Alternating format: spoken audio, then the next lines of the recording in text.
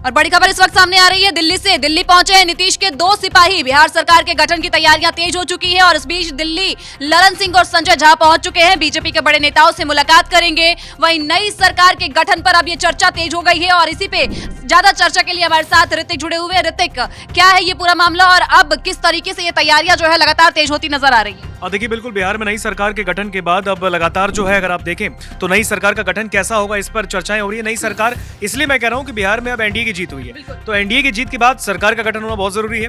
22 नवंबर तक की विधानसभा का जो कार्यकाल है वो है, यानी 22 से पहले आपको सरकार बना लेनी है। अगर इस बीच में अगर मैं कहूं तो एक बड़ी खबर सामने आ रही है कि नीतीश कुमार के 2 सिपाही, हम क्यों कह रहे हैं, क्योंकि नीतीश कुमार के 2 सबसे करीबी नेताओं में से एक है, एक है ललन सिंह, दूसरे हैं संजय झा। संजय झा वो जो कि जेडीयू के कार्यकारी अध्यक्ष हैं और तमाम विधानसभा चुनाव की रैलियों में, जब एनडीए के जो रैलियां चल रही थी उसमें नीतीश कुमार के कदम से कदम मिलाकर वो खड़े रहे।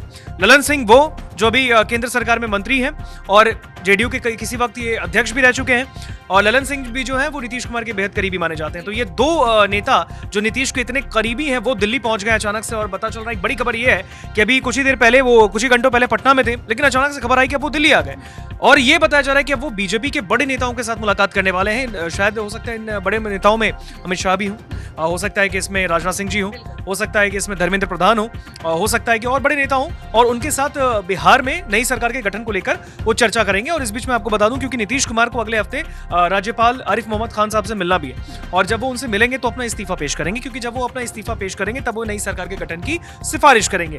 हालांकि अभी तक यही क्लियर किया जा रहा है कि नीतीश कुमार ही मुख्यमंत्री होंगे बिहार के, लेकिन इस बीच नीतीश कुमार के 2 नेता, उनकी पार्टी के जेडीयू के नेता ललन सिंह और संजय झा बिहार से दिल्ली पहुंच गए हैं और अर्जेंट, मतलब देखिए इमरजेंसी में तुरंत दिल्ली आए हैं। और अभी रिजल्ट के 24 घंटे बीते हैं, 24 घंटे बाद 2 नेता बिहार से सीधे दिल्ली आ जाते हैं, तो कहीं ना कहीं अब ये नई सरकार के गठन को लेकर चर्चाएं हैं। ये खबर ठीक है, तो अब ये देखना होगा, क्योंकि नीतीश कुमार जो है जैसे ही अपना इस्तीफा सौंप देंगे उसके बाद से वो कार्यवाहक मुख्यमंत्री बन जाएंगे और उसके बाद से फिर से नई सरकार का गठन होगा। और ये 22 नवंबर से पहले ही होने वाला है, क्योंकि विधानसभा जो अभी वर्तमान की जो विधानसभा चल रही है वो 22 नवंबर को खत्म हो जाएगी।